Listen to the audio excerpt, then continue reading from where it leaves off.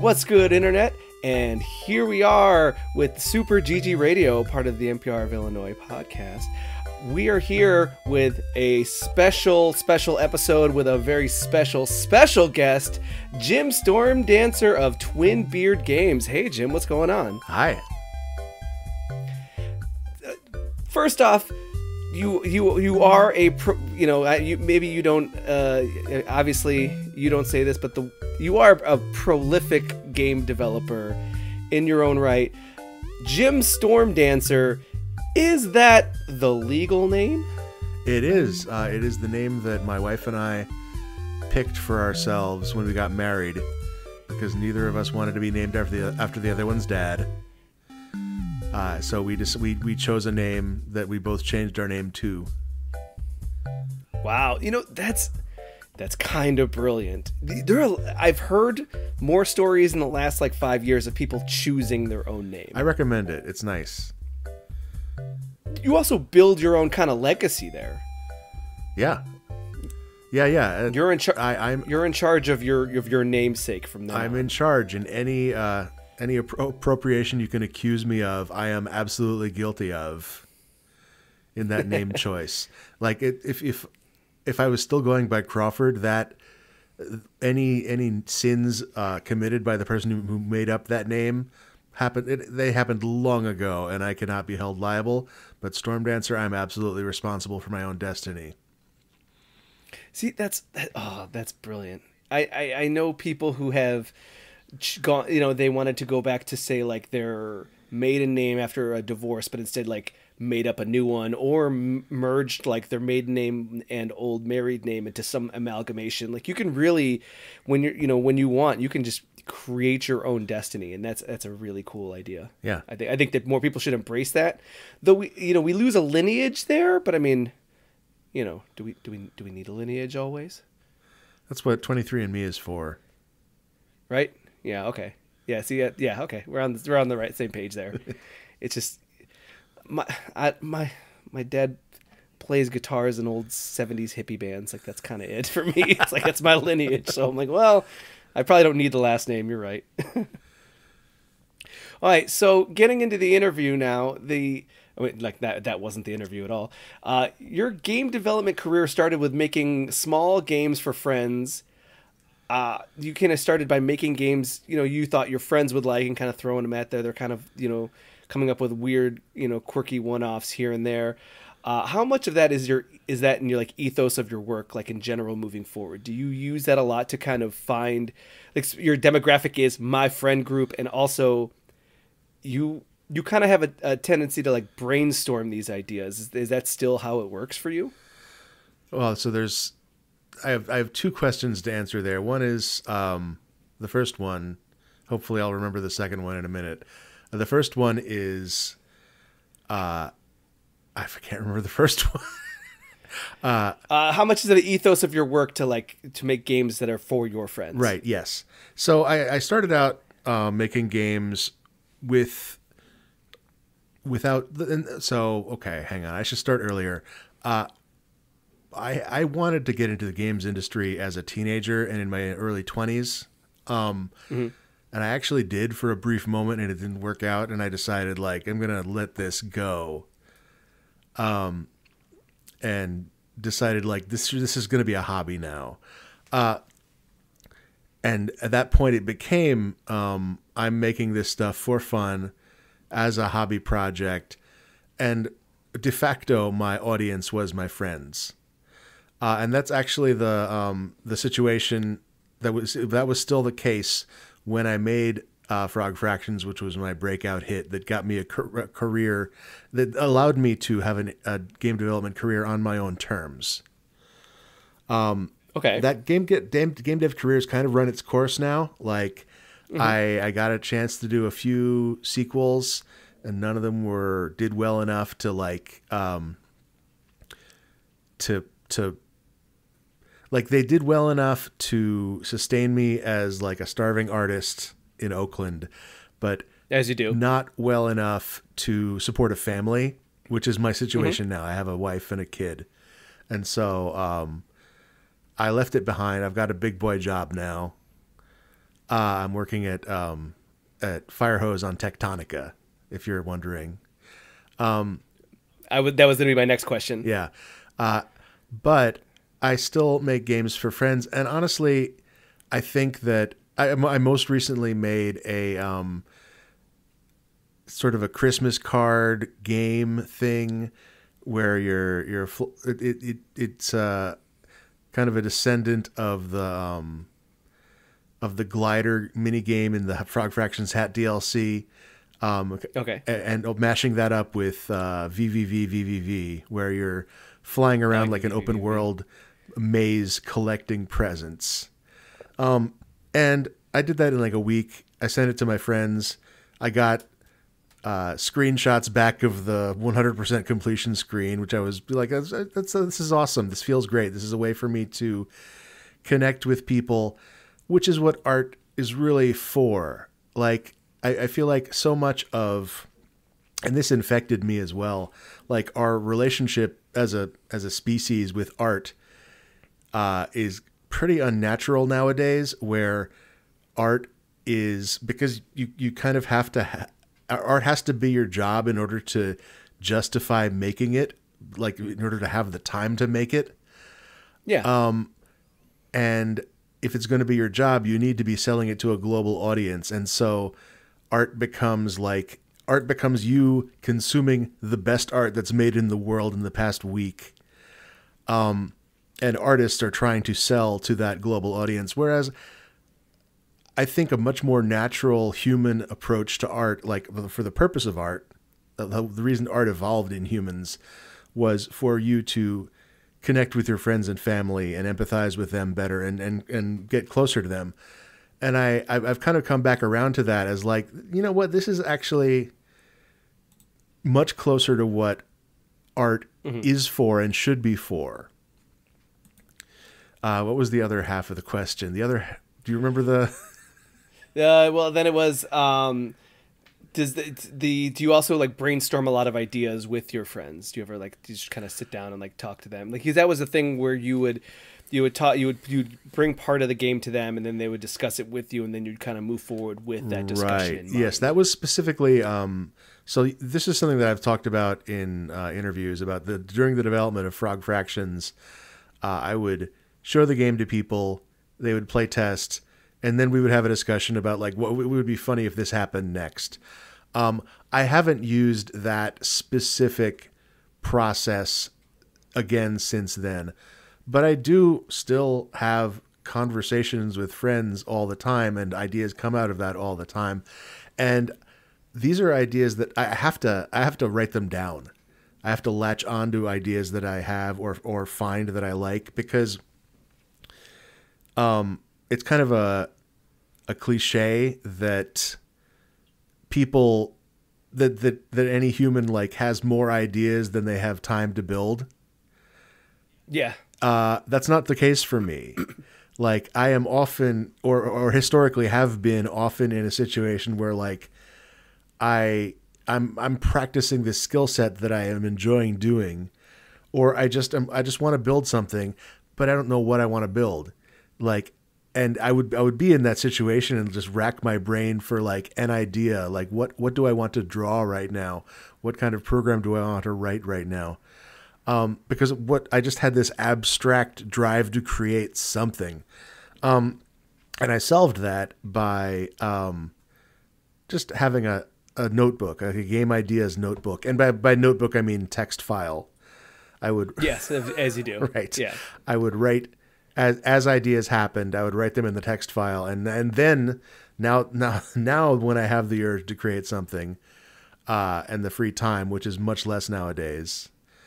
I having a child will do that. Yes, exactly. I go to the text file. So that was a problem I actually had to solve. That, I definitely have something like that. I use my friends make fun of me, my podcast co-host, because I have we call it Trello board, which is like for project management, where you can have items and you move them as like cards as you progress through them. And I actually have like a personal one where it's like, okay, this is like home projects that whenever I want to do something, or hobby projects I want to do, I can just like go through a list, and I'm like, okay, this is something I'm going to work on, and then I could actually kind of like in it write. Oh, I something came up. I got this far in whatever I was doing right in it. Okay, I only got this far, so that I can just come back and kind of pick up where I left off. And it's become a lot. It has helped organize things, but it also has become like a, like with video games, it's like, oh, this is the backlog of like, oh, I have a lot of ideas and stuff I want to do around the house, and it's like, oh, okay, I just gotta actually sit down and do some of them sometimes. You know what I mean? Wait, so do they make fun of you by saying, "Oh, it's so sensible"? Oh, he always keeps track of what he wants to do. You turn your life into a project management sim. Yes. Oh, I see. Okay. All right. Yeah.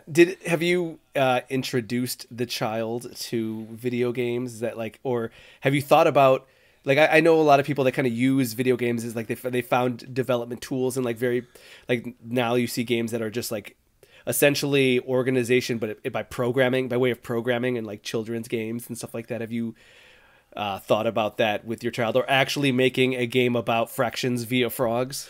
I think that would be fun. I have not. I haven't been pushing video games on my kid. Like I will, like if he seems interested in a game that I'm playing, I will like show him how to move the character around, like what buttons do what. And he has made Mario jump, but he hasn't figured out why you would make Mario jump.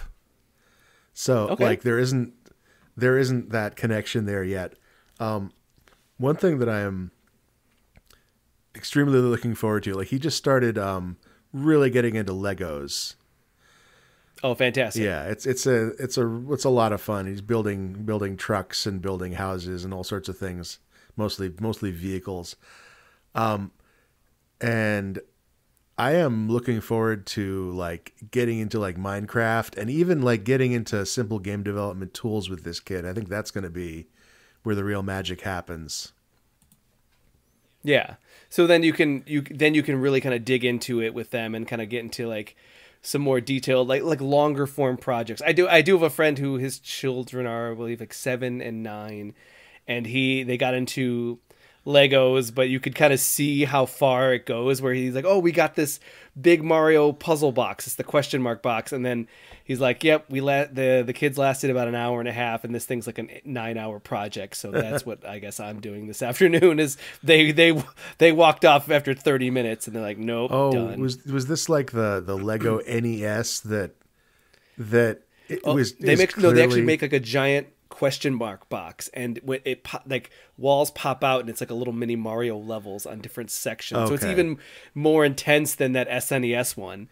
So it's this huge thing. Yeah. Well, and that's always a danger. Like a lot of those Lego, and you can usually tell by the price. So like it's not that dangerous. A lot of those Lego, like the big sets, are targeted at adults. Oh yeah, like adult nerds like you and me. Like, and I get it. I've done builds with my son, and like I could see wanting to do this all day. That sounds like a fun hobby, but also it's a little zen. It's like zen, right? Yeah, but also like I got plenty of hobbies right now. I just don't have the space. Like I don't have Yeah. I have a friend that chose that as the hobby, and he goes, yes, there's nothing else. I only have shelves for Legos. Yeah, that's the hobby, nothing else. And I'm like, I have like 7. I don't.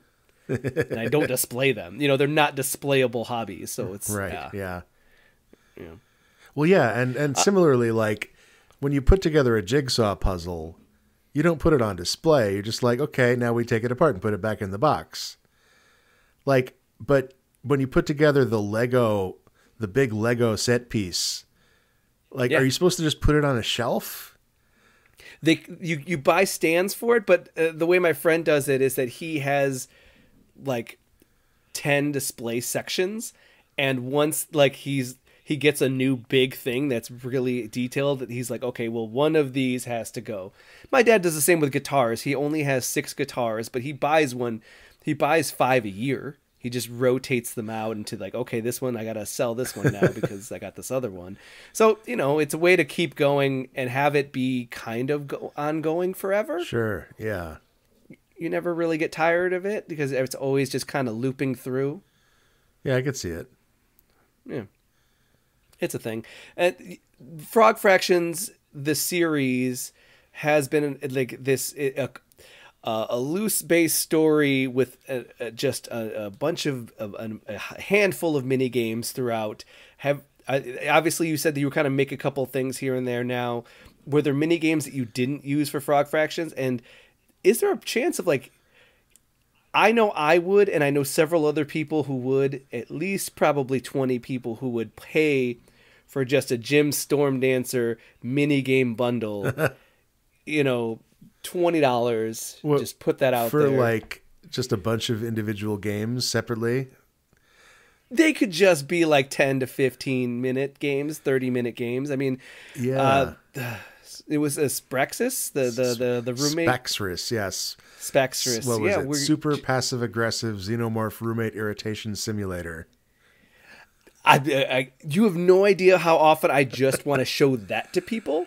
Yeah, and yeah. I would bring that to like, and it's just to have that in its individual. Like, I'm gonna put this on my Switch. I'm gonna put it on my PC. I'm gonna put my Steam Deck, and I'm just gonna hand this. Just Spexris to the Switch. Brilliant. Well, I mean, like a mini game. If you have like 10 to 20 of them, I'm on board. The Flappy Bird clone, just that kind of stuff. You ever thought about that? Basically, is that like you can get, once you unlock the time machine, you can get to a menu with all the, or you can use a cheat code to get to a menu with all the mini games in it. And like, yeah, Glittermitten Grove basically is a mini game collection where the mini games are like just barely contextualized in the larger framework. But yeah, that's interesting. Yeah, I don't think I have enough. Like, I certainly made a bunch of jam games in Flash. Getting those running on a modern computer that doesn't have Flash might be difficult. Like more recently, I've been working in Pico 8, and I don't think I've done enough Pico 8 stuff to put a package of those together. But that's something to think about for sure. I know for a fact that, again, I have some numbers here of people who would say, you know what, let's put them, $15-20 down, and I want copies of all of this. And admittedly, that's kind of, I had found you through the Zeitgeist and through your games, but at the same time, there was a ongoing conversation with me and my friends in our podcast group that we were going through series, like, oh, let's play all the Metal Gear Solids and let's play all just in a row. And one of the ones for me was the Frog Fractions. I'm going to go through all of them. And it was right when what Frog Fractions kind of 3 was like on the horizon. Like it was about like there had been like rumblings about it, and then it kind of came out, and I was like, okay, now sit down. I'm going to go through all of the games in a row, and that's where I kind of was like, okay, this is where I was so deep into that, the text game and the shaving game and all the different games, and I'm like, okay, this is where I would be like, okay, I've played all of the mini games, I want them all now, you know what I mean? And it's just a lot of fun. And did you plan this as a trilogy, or did you think of the sequels after the success of the first one? I didn't plan it as a trilogy. No, I each time I added to the franchise, it was like I had to have the insight of how to make that game first. And in the case of Glittermitten Grove, the insight was to run a Kickstarter without telling people what the result was going to be. Like, it was the Trust Me Kickstarter, and like the idea that like you could spend the rest of your life wondering where this game is. That was that, and that worked out really well. Like in terms of it worked out really well at the start, and then right at the end when I actually had to ship the game, it wasn't so great because it's like Steam. You know how when Steam likes you, they'll show your game, like your game's selling pretty well. The Steam shows it to everybody because they're like, oh yeah, nonstop. Yeah, like people are buying this game. Obviously, we should show it to people so other people buy the game. Nobody, like if they were showing people Frog Fractions 2, that game would have sold like hotcakes, but it was showing people Glittermitten Grove and nobody bought it. But I couldn't do that because of the promise I had made with the Kickstarter. So like there was a conflict there. And the insight for the Hat DLC was, okay, so I want to, I mean, it was less insightful in this case and more just like the idea for the project. But like I want to bring Frog Fractions up to date on a modern, like, so you can run it on a modern PC that doesn't have Flash. And I want to hide a Frog Fraction sequel within it. And that was that was the idea for that one. And then I had to like come up with what the story was going to be, and that in fact that I wanted it to have a story. So I definitely want to go into that, because that is something that it really kind of took something from me. But I also want to say, were you afraid that people weren't going to be able to find Frog Fractions 2, and were there anything that was like missing, like it's something that people just didn't grab and you're just like, well, it's gone? Afraid isn't really the word. It was more like that I just knew it would happen and I was willing to accept it. And you kind of have to if you're building that kind of thing. Like, you have to accept that if you're making a game that's like heavily secrets based, it's not really a secret if everybody finds it. So you kind of have to accept that some people are going to drop off. Some people are going to miss out on big parts of it. And in the case of like Glitterman Grove specifically, I accepted early on that like this game is going to be different enough. And that was a deliberate decision that I made, was that I wanted this game to be weirder. I don't just want to do like more funny joke mini games with the frog and the dragon. I want this game to be even weirder than Frog Fractions was. That was like more of a priority than than that it should be funny or that it should be fun. Which it like there were a lot of like the break, like where it kind of just would break kind of the third wall, and your character just would do something that's completely out of nowhere. The cops are called at one point in this ASCII game. And I didn't know you go through what was happening. That minigame is called Cop Hell. That is a minigame, because it's in the main game. All of a sudden the cops are called, and all of a sudden there's just flashing lights everywhere. You have to get through the Cop Hell minigame to get to the next. I forget. I used to just know this by heart. Like, what happens after Cop Hell? I think after Cop Hell, you play Chess Invaders. Yes, there we go. And I just kind of accepted that like people are gonna like this game is gonna hit really hard for the people that it's for, and the rest of the people are just gonna be disappointed. And I remember like there was one critic that really seemed to take it personally. Like one of the only, and I guess I shouldn't call this guy out because there were only like 2 reviews of the game, but one of the 2 reviews of the game really seemed to take it personally that this game was like so not like the first game. Okay. But yeah, I knew that was going to happen, and I accepted it. But there's got to be room for growth, right? Well, so it depends. Like, I don't know. I think a lot of people wouldn't consider that growth. I think a lot of people would consider that to be bullshit. But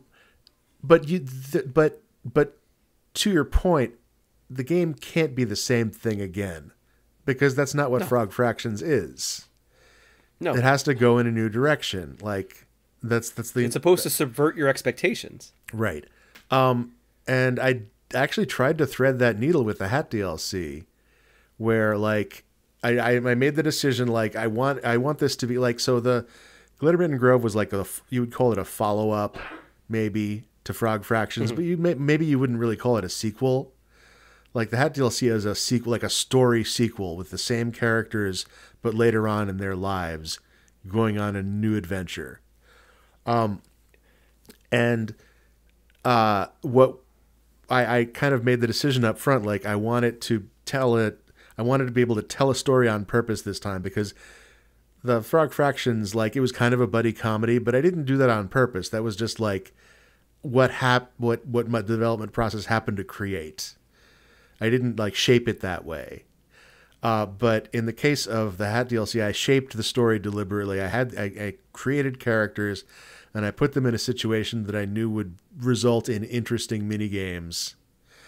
And then I built the mini games, and that's the extremely short version of how I made that game. Now the questions that I have, was the Hat DLC, like to access Frog Fractions 3, that you have to purchase this hat DLC and put the hat on. Yeah. Was that a direct response of the ARG being so complex that you're just like, I want this to be a little bit simpler? No. No? Okay. I definitely like. I mean, I think if I wanted it to be simple, I could put the game on Steam directly as like just buy Frog Fractions 3. Yeah, but you still want to do a little bit of sneaky. So certainly, I was in the sense of that I didn't want to do anything, and in fact never want to do anything as complicated as that Frog Fractions ARG again. Triple ARGs from. Like that was exhausting, and I wasn't even doing most of the work. Like I wasn't the one doing the bulk of the work by the end of it. Yeah. And like it was exhausting, and also I have a kid now. Like I'm never doing another ARG. Like people, whenever I put anything on the internet, like I have a podcast called Topic Lords, where I just talk to my friends who have ADHD about their fixations. That's like. And people are constantly like asking if like there was a weird audio editing glitch in this episode. Is that a clue? No, dude, it's just a glitch. I'm never doing an ARG again. I have a kid now. No, there's a lot of people. I kind of feel like ARGs are for people in their early 20s. Like the people who make ARGs are in their early 20s. Like, come on, you got the time when you're 22 to make an ARG, man. Yeah, well, and I was in spirit. I was in my 20s. I don't even remember how old I was then. Probably mid 30s, but like that was before I had a wife and kid. And so I was effectively like as if you're not in a relationship, you're in your 20s. Yeah, in spirit. You're only really worried about yourself. You can, you go to bed at all hours. You can do whatever you want. Oh man, I remember like there was a period of that time when like I didn't have the day job. I just had this video game that I had to make, but the deadline and it was like 2 years out, and I didn't have any social obligations, and I just slept when I wanted to sleep and woke up when I wanted to wake up, and it was amazing. And then I got friends again, and then I had to like.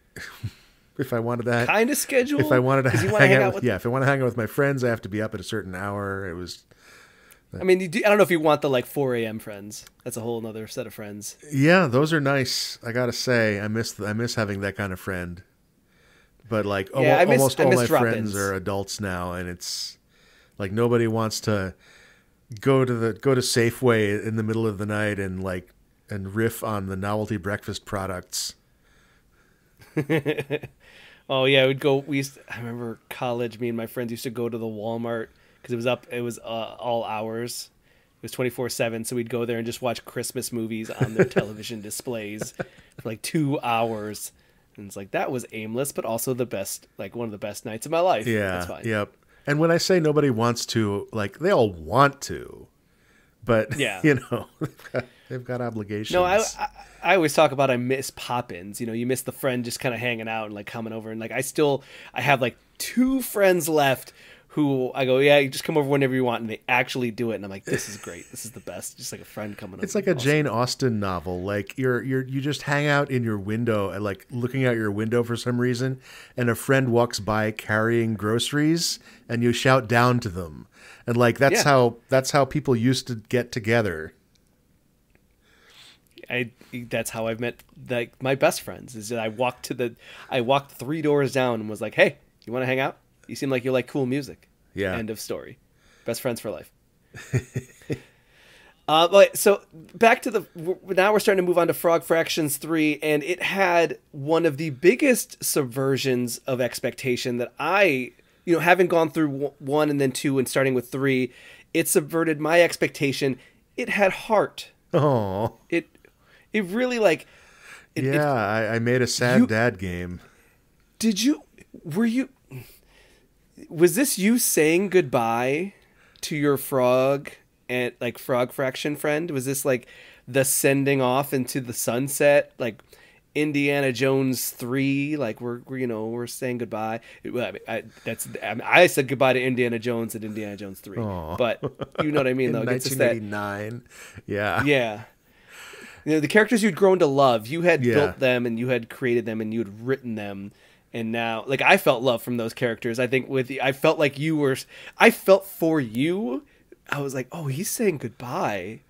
Oh no, this feels. It was not so.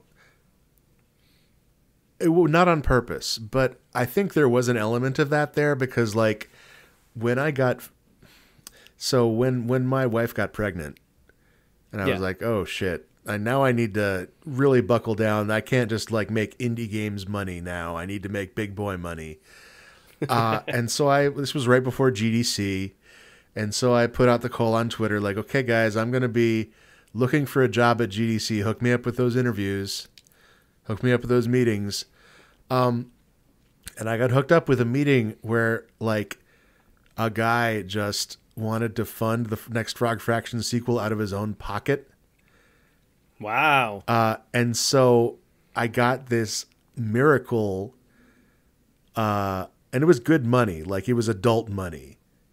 Wow, that's real. That's you shake hands with the person who got you that interview. You say, that was a good one. It was a good one. So I got this miracle, like, stay of execution. You know, like, oh, my indie games career gets to live another couple of years.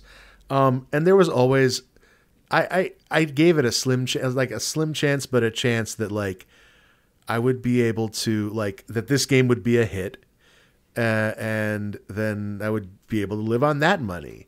Yeah. And if that was the case, then that's great. I'll keep making games. But I knew that probably wasn't going to be the case. And so, like, at some level, I definitely was, like, thinking about it as, like, this may be the final game that I get to be the lead designer on at this scope. You know, not like jam games, but like a 2-year project where, like, I mean, it's not a big game. Like, I think it's probably smaller than most indie games. I was the only full-time developer on it, but I spent 2 full-time years on it. And I'm really proud of it. And yes, like, I was definitely like, I want this game to have, like, characters and a meaningful story. And I was like, I had in my head, like, I kind of wanted to put my relationship with my wife in the game. And I kind of wanted to put the idea of Winston was too young to actually inspire the character of October, but but except in the idea of having a child. Okay. Yeah. And I wanted to have, like, the mundanity of, like, this is not like most of the time in fiction when you see like a romantic relationship, you're seeing the start of a romance because that's the exciting part. Yes. But, like, I wanted to depict the like a mundane, like, this is day to day. This is like what romance is like when it's been there for 10 years, even though, like, I haven't been with my wife that long. But you wanted to give it some grounds to reality, though. Yes. Yeah. And so I definitely wasn't deliberately saying goodbye, but I think there was an element of that that kind of just slipped in there. I felt like it was just interesting to have that character all of a sudden have, like, a personality and a life outside of Frog Fractions, and then also giving him that everything in Frog Fractions 1 actually happened. They even reference, like, you were president for a little while, and he goes, yeah, I didn't do great. You know, it's like, oh, real quick. Just right. Like, yep, it kicked me out real fast.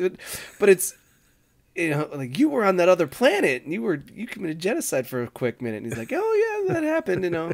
Well, were you still doing things? No, I'm not. Right. And it just came off, though, as this person just desperately trying to connect with their child, and that's where I was like, this is really an unexpected but a really welcome kind of twist to that story. Yeah. I definitely, like, a lot of it was, how do you take the events of Frog Fractions and make that be, like, a real thing that happened to a person, and how do you tell a story about that person? it was And yeah, like, it was really surprising to me, and I loved every minute of that one.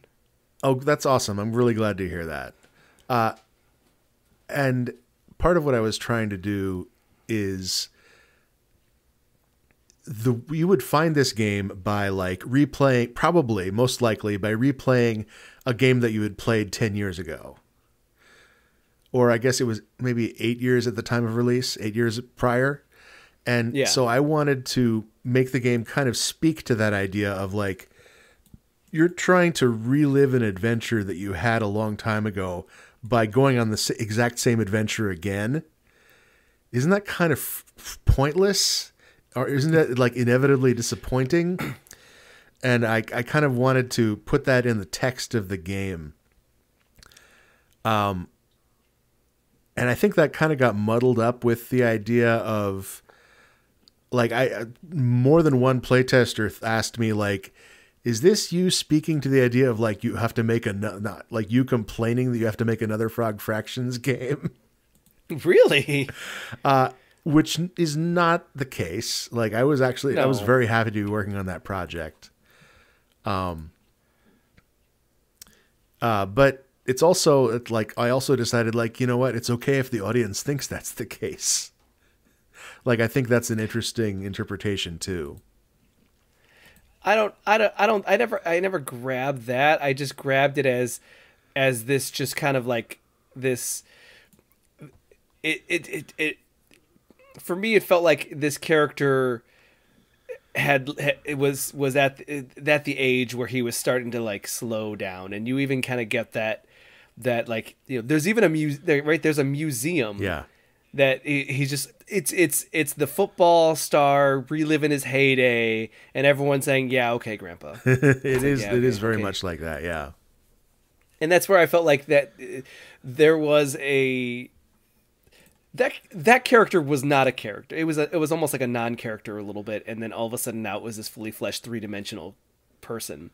And that's where I was, again, the most surprised by that. At the end of it, I was like, I felt for that. I'm like, I like that character. That's weird. I didn't think I would like that character, but I did. Yeah, yeah, and people love October too. Like, yeah, I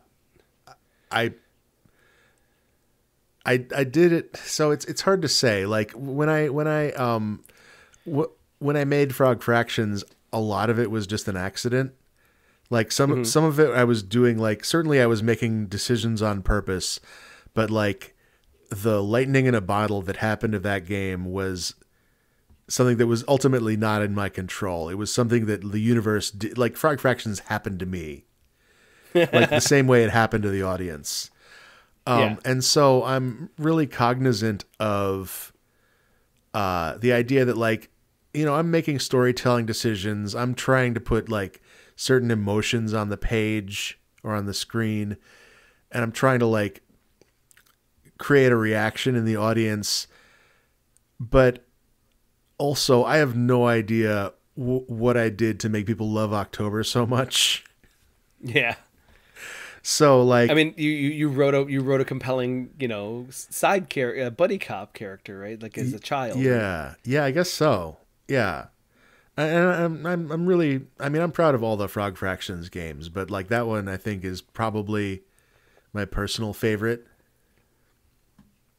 I think that for me, as someone who was going through them in a row, I felt like that one was the full.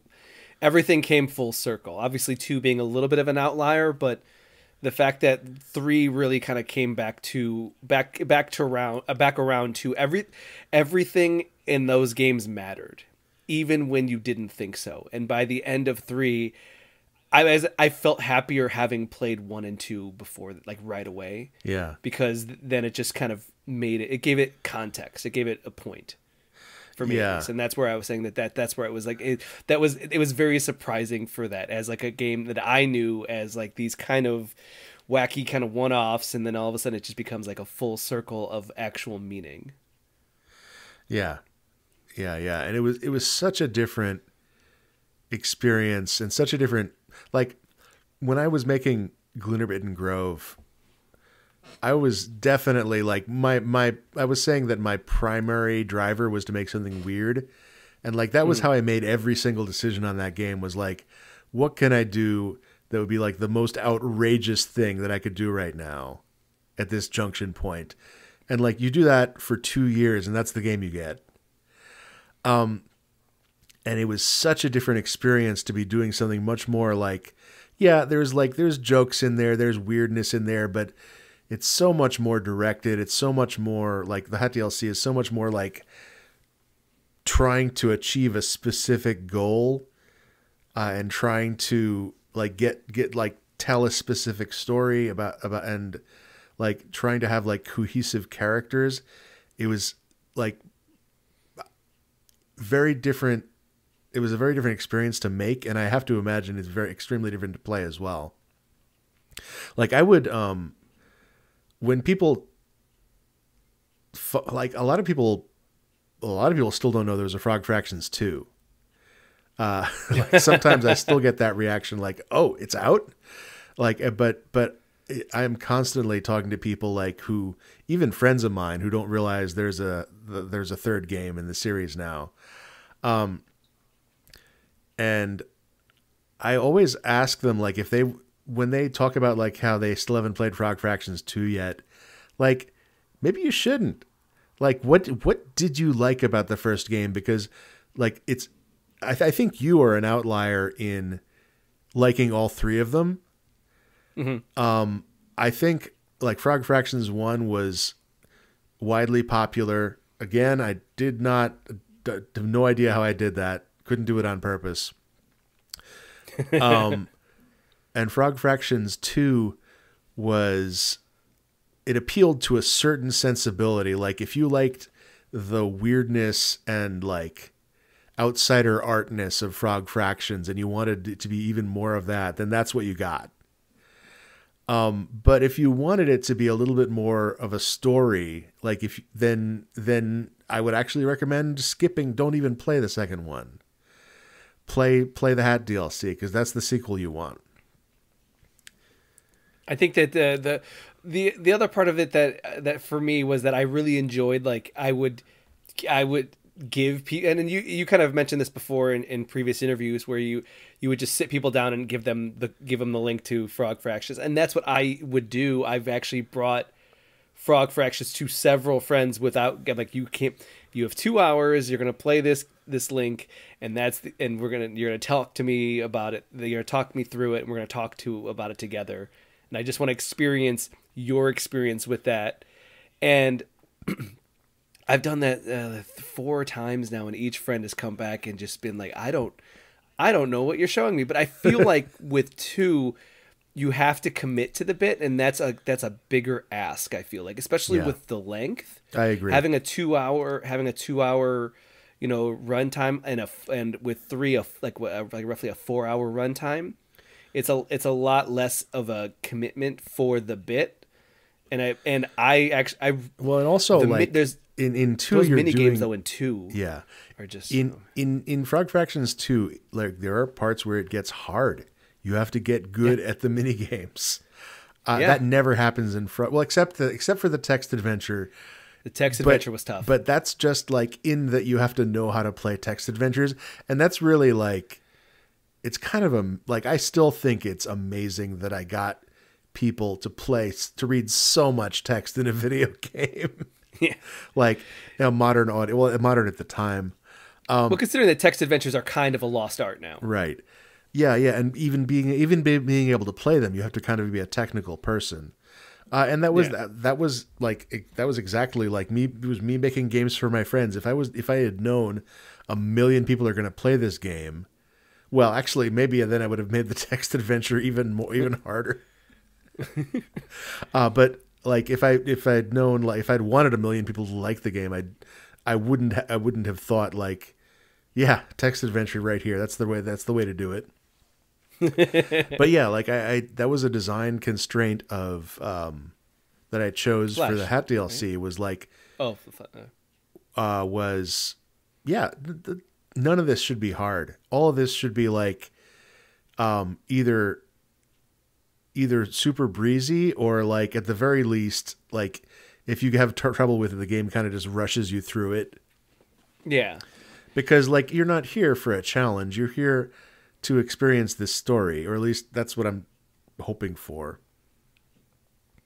Yeah, and I think that's where I think that like I feel like the 2 is a bigger ask, but I also feel like there are some really high highs in 2 where you get those mini games that are just so like I've expressed to my friends that like I'm playing this game where I have to sing into my microphone at a certain a certain pitch, and then what are you playing? Yeah. And then I'm shaving I'm shaving the president, and that was kind of crazy. And then it's like, what are and even just me trying to tell people about the what was it, Invader Chess? What was it? I think if I remember right, it was Chess Invaders. Chess Invaders. That is. I want to play. Did that because you said that you had worked with somebody who that was their actual project was that game. Yeah, I don't think they ever. Yeah, I don't think they ever finished it. I'm sure. And I want that. Yeah, I want that in and of itself. I want Chess Invaders. That it's a real time active chess game. Yeah, and it's awesome. And you can't and you can't do that like in person. You can't have timers per piece. That doesn't work. Oh man, but that's what I want. Yeah. That was an incredible idea that worked out really well, and like I really do hope that they eventually make a more elaborate version of it. I would love to see that. My podcast specifically is about finding like these beta tested, early access, pre-release demos, but a lot of itch.io or even Game Jam games. And we're finding like we just found one last year that was called Shotgun King, and it's chess, but the pieces also like some of them have guns. Okay. And sure. you could just blow some of the pieces away. And it's like, oh, these are like, but it's like it's a very specific set of rules that you can use these, in these cases. So it actually became a very difficult version of chess that had this extra mechanic. And just finding these different ways to take a very normal game mechanic and just kind of flip it on its head. That's where I always found your mini games, is just these more interesting, just like, oh, just a little twist it, and then you have something completely new, and that's crazy. Yeah. To think about. Yeah. Glitterbitten Grove was really, in many respects, just a compilation. Like before I was working on that project, I was doing game jams at least like maybe at a pace of like one a month. Usually with the result going on my website just as a flash game. And Glitterbitten Grove was really just like, you know what? Just take that stream of jam games and put them all in one game together. But I would say that's even that kind of has a different ethos than what I was doing with Frog Fractions and with the Hat DLC. Both of those had... they were much more straightforward homages to existing games, like all the minigames were. Like it wasn't a decision that I made deliberately for Frog Fractions, but it was with the Hat DLC that like every one of these minigames should have a known like existing game that I'm modeling it after, and that does a bunch of things in terms of the game design. Like it makes it so that tutorialization is easier because there's a good chance the players are either played it or at least seen it. And B, it means I don't have to iterate as much in terms of like in order to make the game fun because I have the model to work from. And so it was really like just like a design shortcut to get like, how do I get a game off the ground that's as fun like that's fun enough to keep the player interested, so that I can keep telling this story.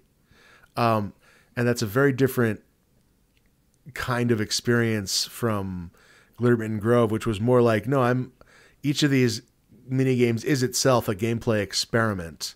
Like I have to iterate and find the fun myself on this weird idea. And as a result, that means like the player also has to like explore these ideas with me. Yeah, you could definitely see a little bit of the difference there, and it doesn't. Each one is just a classic. You've kind of created these these series of games have expanded into ARGs and multimedia content. Like you said, you've made like little like short videos and introduce these little different mechanics into other indie games. How does it feel to see like others kind of follow in your footsteps? I know you're not. I mean, I guess I don't know if you're necessarily the first, but you're definitely one of the early founders of doing these multimedia, like bigger projects. Like now you see like with Inscription and Five Nights at Freddy's and stuff like that, you see like everything is expanded into books and hidden messages and hidden meanings and just secrets every which way. How does it kind of feel to kind of see others follow in your footsteps? I always wonder how much of a direct influence I have. Like, I feel like I was part of a zeitgeist where like people were just kind of pushing back against the lack of mystery in video games. Like, absolutely. Like Braid. Yeah, that was another example. Like the NoClip guys had a pretty good documentary about mystery in games that had both me and Jonathan Blow in it. Not that we ever talked together. I believe the Derek Yu was in there as well to talk about Spelunky, but it was a pretty good documentary that I enjoyed being a part of about mystery in games. Yeah, I think I was just kind of part of the wave there. And but there are definitely like moments where I wonder like, how direct an influence was I on this particular thing? You know, like for example, I know that the Frog Fraction series is a big influence on Daniel Mullins, who made Inscription, for example. Yeah. And then there are cases like I was approached at GDC by somebody on the Fallout 4 team who had said that like, I don't remember exactly what he said, but it was something along the lines of like the creative director on this game made everybody play Frog Fractions. And so like one of the things Fallout 4 does is there's a big section of like when you open up the map screen on that game, it's a big square and you think like that's the area of the game world. But then like at one point of the game, you like go outside the square and the map pulls out and you see there's a big chunk off there that you didn't know was there, that you weren't, that in the game world is bigger than you thought. And I look at that and I think, I bet that was a Frog Fractions thing that they were thinking about. And that's cool. Like that. But again, like I don't have any insider information there. So like, I don't know, maybe they came up with it. It's not like I'm the first person to have the idea of like fooling the player into thinking like one thing and then it turns out another thing is the case. Yeah. I did want to ask about Inscription, as you had made some comments about how you didn't quite jive with you as much. Yeah. And you kind of you were like, "Oh, I'm sorry for some of my games based off of that." Well, it was just like I never played Magic the Gathering. Like, I never got into that game as a teenager. Me either. And as a result, like, I had a really hard time. Like, the things that were obviously supposed to be easy in Inscription were not easy for me, and I had a really hard time with it. And and that really, like, was a kind of a sharp pang of empathy that I suddenly had for people who, like, people who didn't play ZZT probably really didn't like Text World. Yeah. Yeah. Yeah, it's hard sometimes when when you get into like a game there's a lot of games that are in the zeitgeist that I have getting older, being being in the position we are in, having a family, you have to start making some tough calls, and there are definitely like genres where a game will come out and everyone's like, this is one of the best games of the year, and I'm like, that's awesome. Not for me. Right, yeah. I'm very happy for you.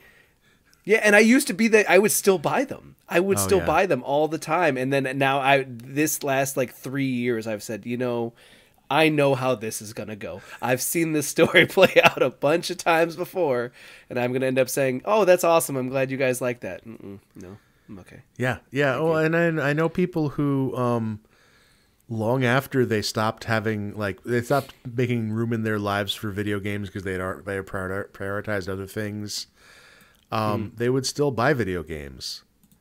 They would still they hear about them and be like, "Oh, that's cool. I maybe I'll play that someday," and they would buy it, and then they would just sit there on a shelf, unopened.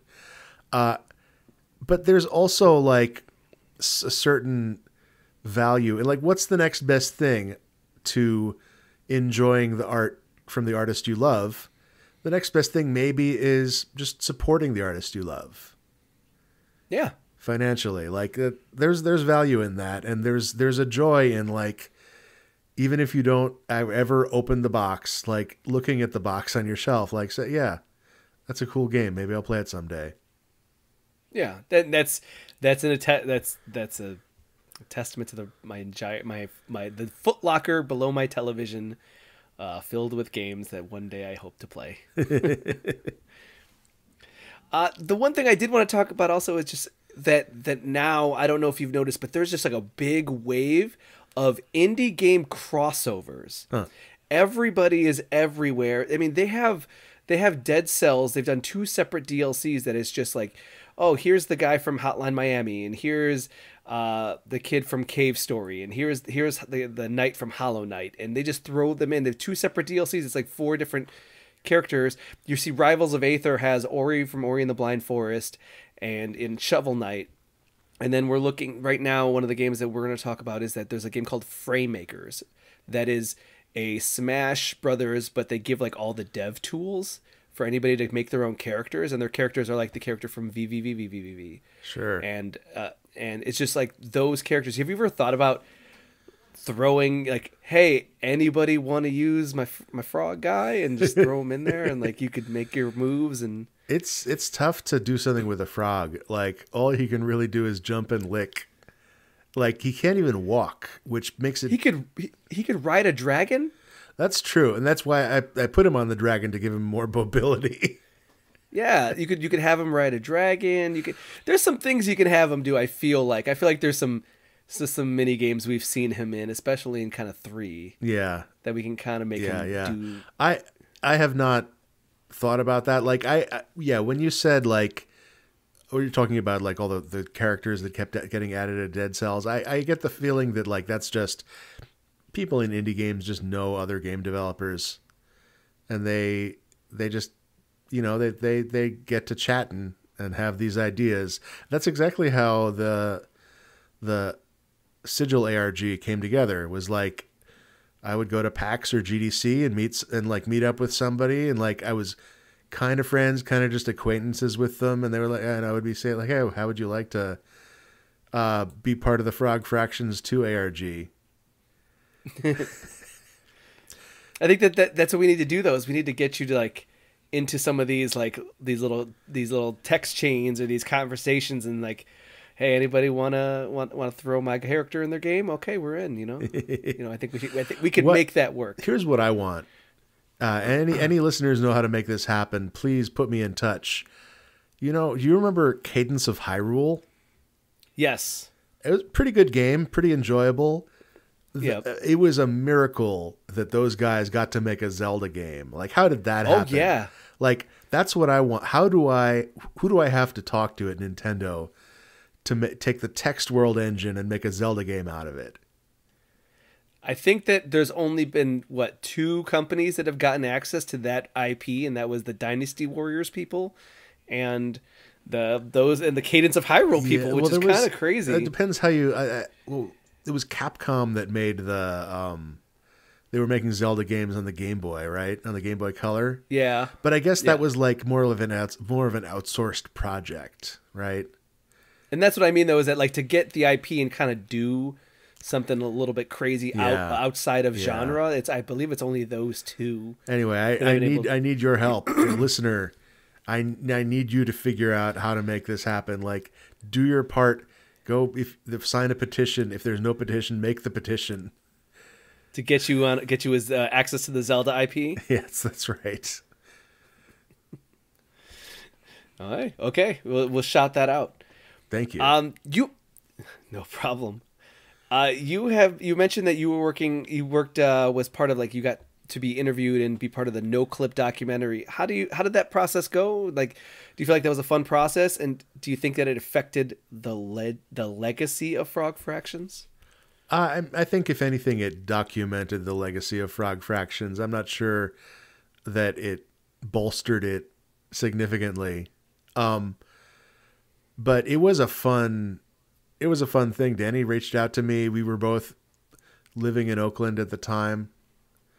Okay.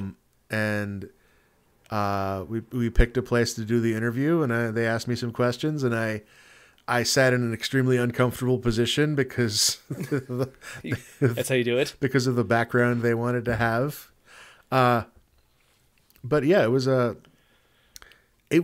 one thing that was really interesting about that to me was like how they took what I thought was like a pretty mundane conversation, and they took some like incredible pull quotes out of it that made it sound like I was saying something super fucking profound. Can I curse, by the way? I'm sorry. Oh, absolutely. Absolutely. Yeah. You can say fuck all you want. We're part of NPR, but we're like a small sect that not a whole lot of people pay attention to, so we can kind of do what we want. Yeah, here, yeah. And that's where we're in a good space for that. So okay, so you felt like you came off a little bit more prolific than you actually. But I could tell you though that even in this conversation, it does feel like there is a lot. Despite maybe how you feel about it, your games do have something to say, and they are a little bit bigger than. And unfortunately, it didn't pan out to be as financially. But I think that at the same time, I think that they did really have like a big mark in the industry. I agree. I think I certainly have had sway over many other developers. I still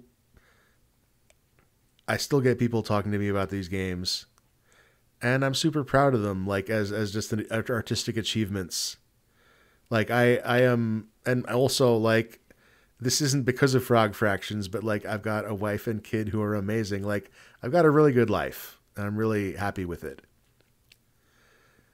That's what matters, really. And even what you said about your art, and even it doesn't matter what you create, but how you about creating it to speak to you, the people that you love, and kind of express something to them.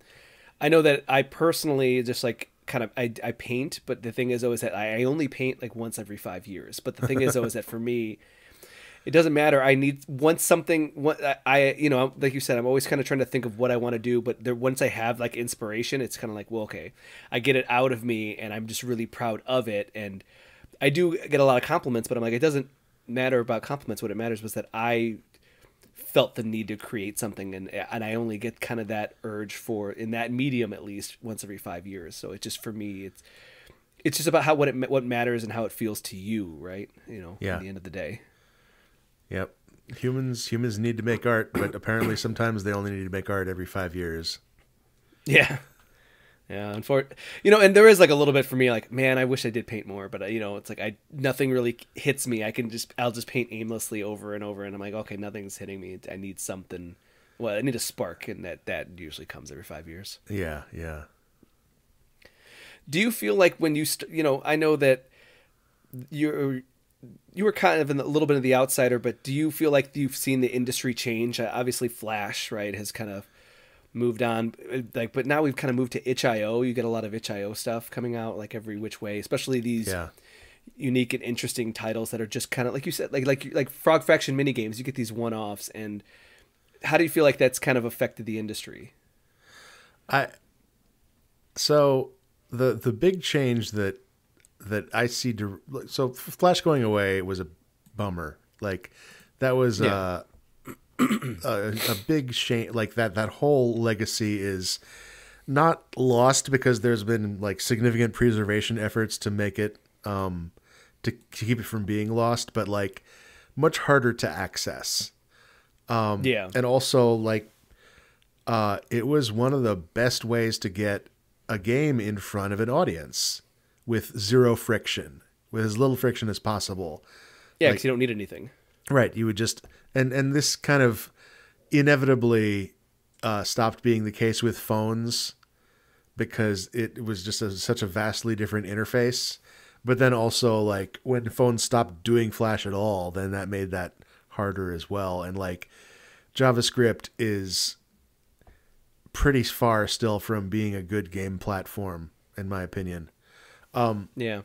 But the big change that I think maybe the biggest change to indie games, in my opinion, in the past 10 years is that there are just so many more of them. There's so many games now, and that's a tribute to like both how many people want to do it, but also the tooling is so much better now. Like the game tools that are available are so much more accessible. Yeah. That like you can sit down with no programming experience and ship a game just by putting the work in. And the outcome of that is that it's actually much harder to make a living doing it. So I like I remember in like 2010, you could like make a jam game in a weekend and then be on the front page of Kotaku on Monday. Okay. Yeah. Like just because you made an interesting jam game. Like there was a Bennett Foddy game called Too Many Ninjas, and it's like it's not like a fun, interesting game like Quap, which was also, I believe, a pretty fast jam game that just hit it big because like there just weren't that many. It's a good game, but there just weren't that many games then. Yeah. And so like if like game journalists, they're trying to fill space, and so they write about everything they can find. But like Too Many Ninjas was like just a really simple arcade action game, like single screen action game. Like imagine if Frog Fractions not only didn't have all the mini games, but didn't even have the upgrade system like that. And I remember that being on like the front page of Kotaku. Like here's a fun game where you kill ninjas with your sword. And nowadays, like. And like one of the things that attracted me to making indie games is that it was so much at the time about interesting game designs, experiments in game design like innovation, like and in the past 10 years, because of the huge glut of product on the marketplace. And because people have to make decisions about it with so little information, they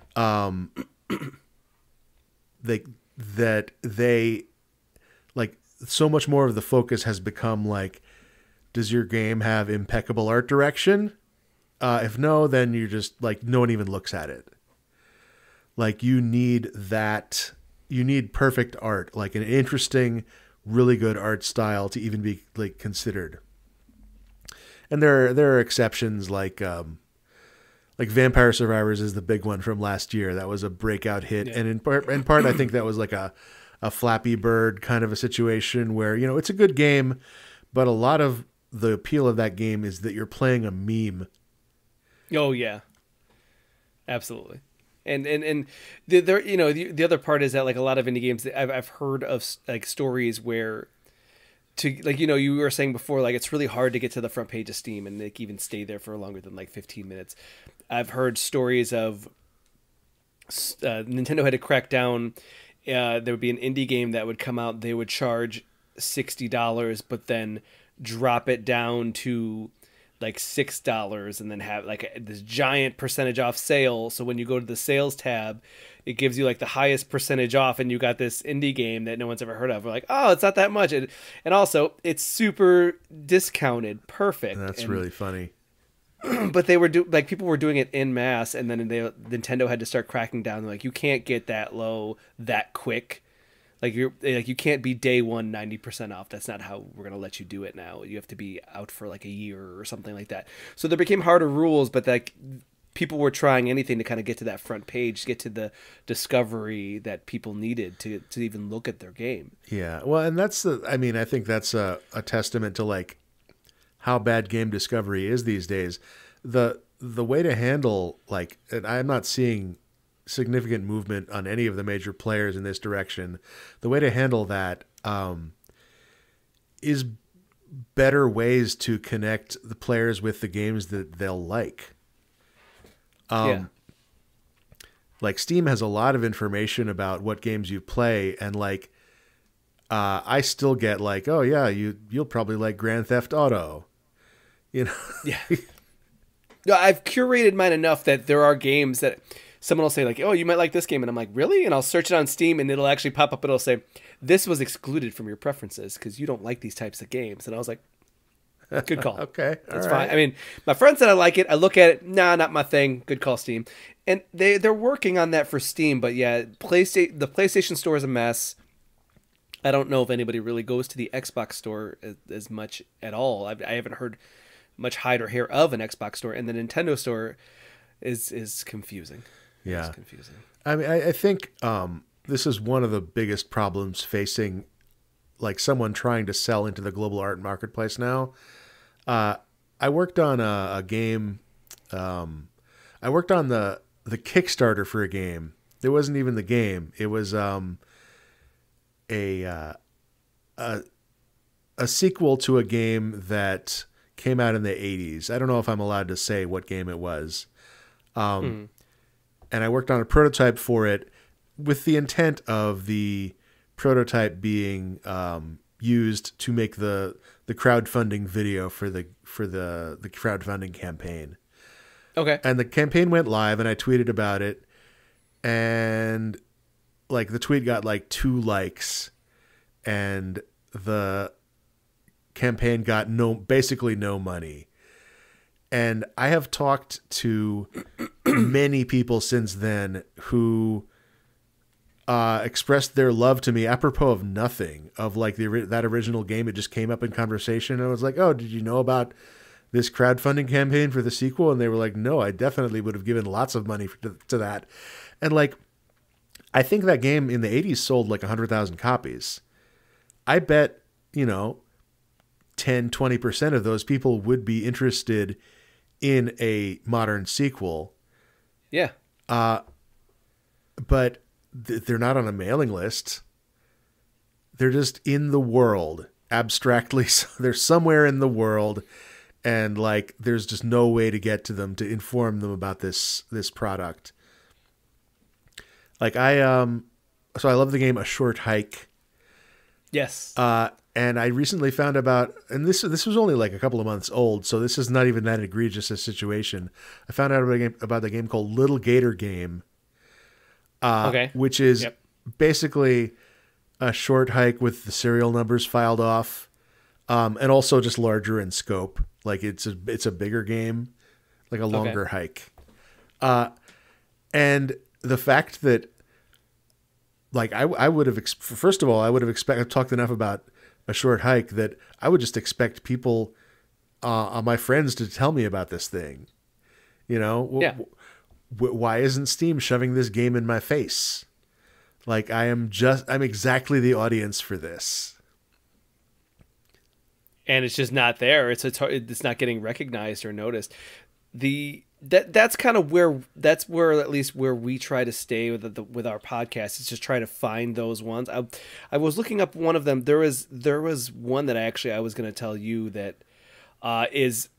it's the vibe of A Short Hike where you're climbing and you mountain climb. Your left hand is the left stick, or not the left stick, your left click, and your right hand's the right click, and you just climb up a mountain in this nice little frog-filled village. And it's the music, it's the same, and it's very similar art style, but it's first person, and it's just like a real relaxing vibe. I was trying to find what it was. Valley Peaks. That's interesting. I'll definitely look that up. It's on itch.io. It's not out yet, but that one is. Sure. I've been keeping an eye on that one just because it's just so relaxing, and it just reminded me of A Short Hike in this little wilderness environment. Yeah. And there needs to be more exposure for a lot of these types of games, and sadly there just isn't. But we've been kind of going for a while, so I do want to kind of start hitting the final kind of notes here. Sure. You started a Patreon podcast called Topic Lords. Can you tell me a little bit about that? Yeah, Topic Lords is a show that I do weekly. It comes out Monday. Okay. where every week I get on 2 different guests, and each of the guests, we all throw topics in the bucket. Okay. And then I start the show and we discuss the topics, and then after about like an hour, we stop. And that's really that's the thing. That's the whole idea of the show. Topics could be anything you think would be an interesting conversation. And so in many respects, this is just like me documenting fun conversations that I have with my friends. Okay. One of the listeners asked me, like, why is it that all of Jim's friends have ADHD? And I really do think like there's a lot of hyperfixation going on where like someone discovers something interesting and they want to talk about it. And so they talk about it on my show. Oh, perfect. Yeah. You gotta give them an outlet for that. Give me, here's the rant, you know? Yeah. Go for it. Yeah. And so it, like, in terms of finding an audience, this makes it difficult because it's different people every time. I'm the only person who's the same one each time. Although there are recurring guests. Yeah. And it's about a different thing each time. So like in terms of finding an audience, I've kind of picked the worst possible tack because it's not about any one thing and it's not any one set of people. But we get like 500 downloads an episode. You know, it's nothing to sneeze at. Oh, absolutely not. That's good. And I'm really proud of the show. We're up to like 170 episodes. Wow. Okay, you've been doing that for a bit, huh? Yeah. That's awesome. Congrats. Yeah. You can find it at topiclords.com, and there's also a Patreon. If you search for Topic Lords Patreon, I'm sure it'll hopefully search engines will still exist by the time this comes out. I'll definitely be putting it in the show notes. Okay, great. For that.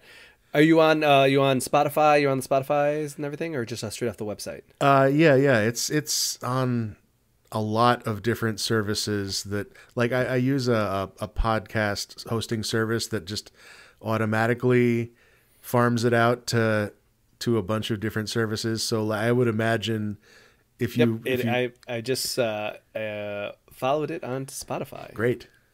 Fantastic. And make sure anybody listening, you give it that 5 stars. That's sure. That's right. Yeah.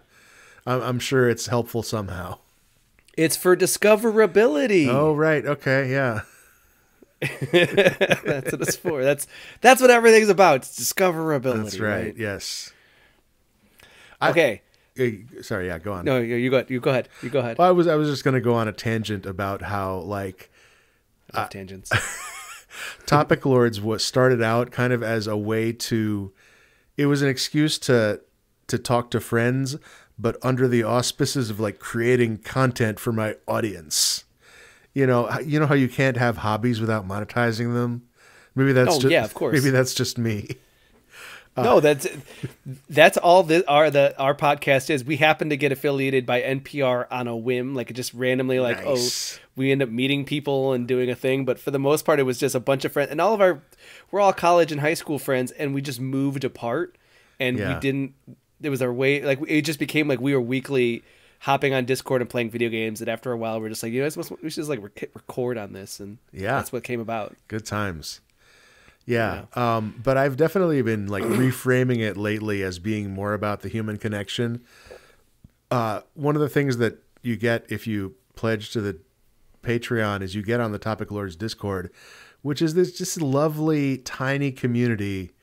There's like maybe 40 active members in there. And so it's small enough that it's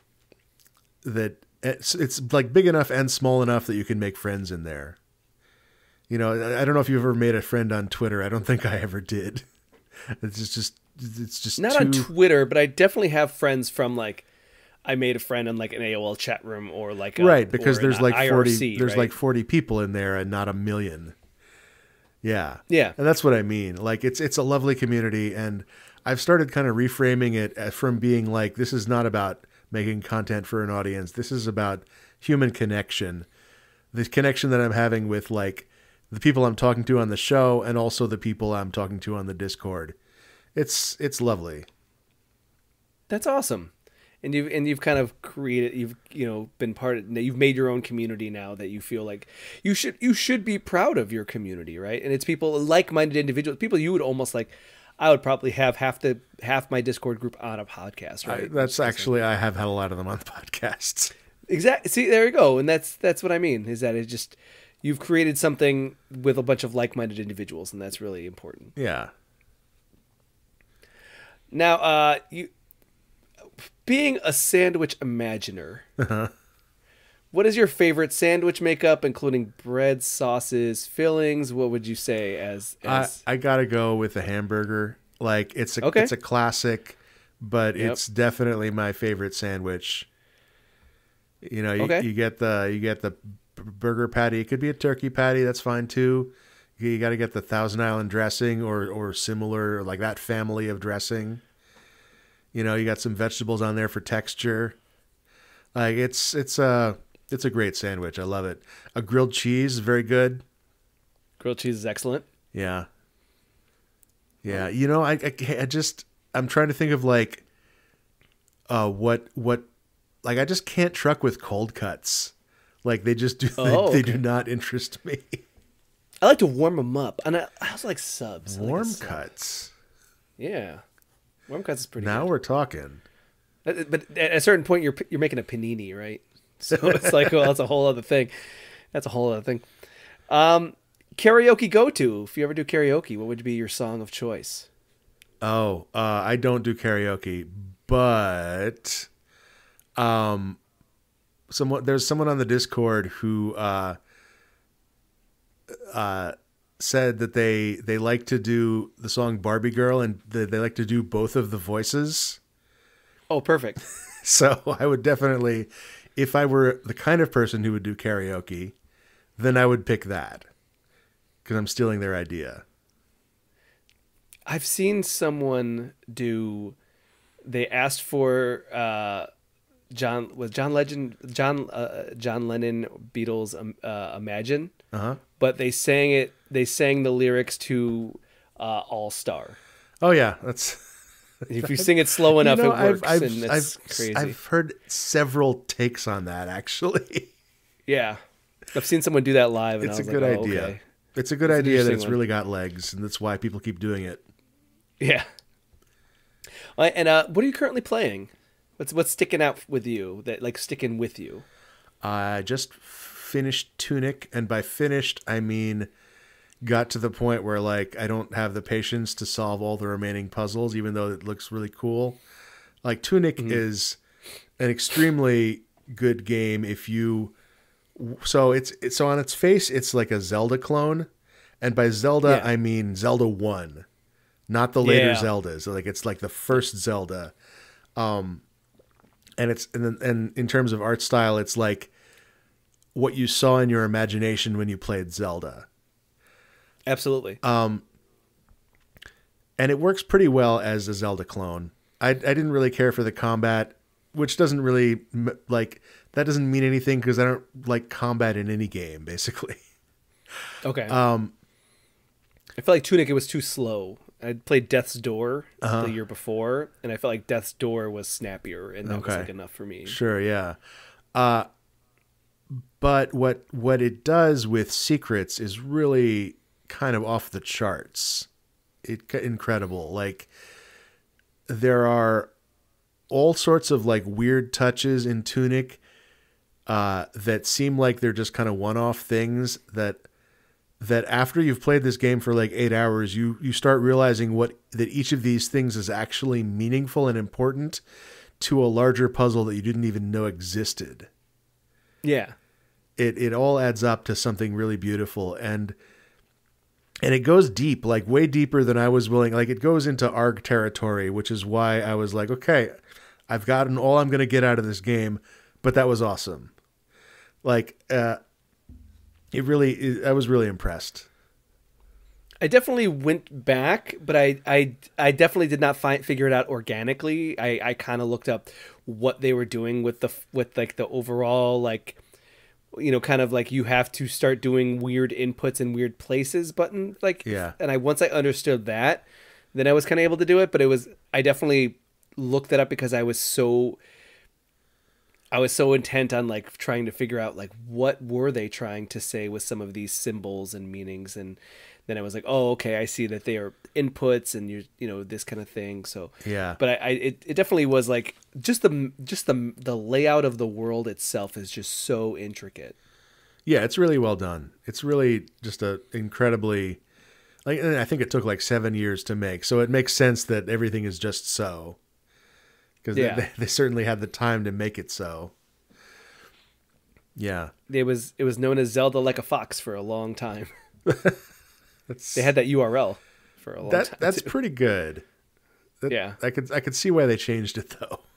Oh, legally, yes. Legally. There's a lot of legalities there.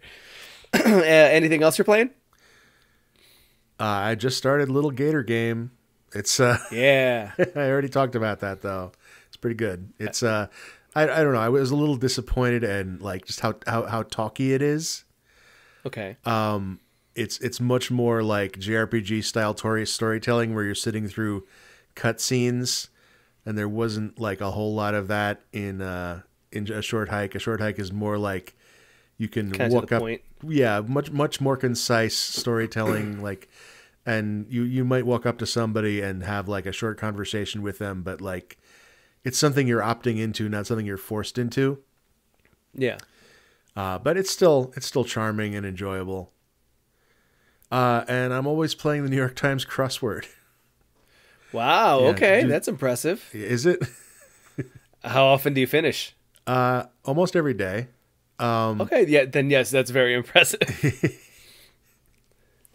That's awesome. Okay. That is kind of everything that we have over here at Super GG Radio, and we've been riffing for a while actually.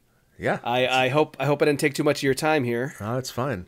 Yeah. Is this a long episode of your show? Not for my show, but you know, interviews with guests can kind of fluctuate here and there. Yeah. But I do want to thank everyone for listening. I'm Alex, one of the hosts of the Super GG Radio podcast of NPR of Illinois, and with Jim Stormdancer. Jim, thank you so much for your time and incredible insight. Where can people find you? So I stopped using Twitter. You can still find my account there. But I haven't been using it very actively lately. But you can find me on the Fediverse at, let me look this up actually, because I don't totally remember the Fediverse? Yeah, I'm like mastodon.com. Oh, okay. Yeah, Got it, not the cheese universe. It's at mogwai_poet at mastodon.social. You can find me at cohost.org/mogwai-poet. You can find my games at twinbeard.com and my podcast at topiclords.com. So I think that runs the gamut. And I assume patreon.com/topiclords. That's correct, yes. Awesome. I want to make sure to shout that out for you as well. Thank you. All right, and that's everything from us at Super GG Radio. Yeah, So thanks for having me on. Well, thanks for being on. All right, good night, everybody. Night.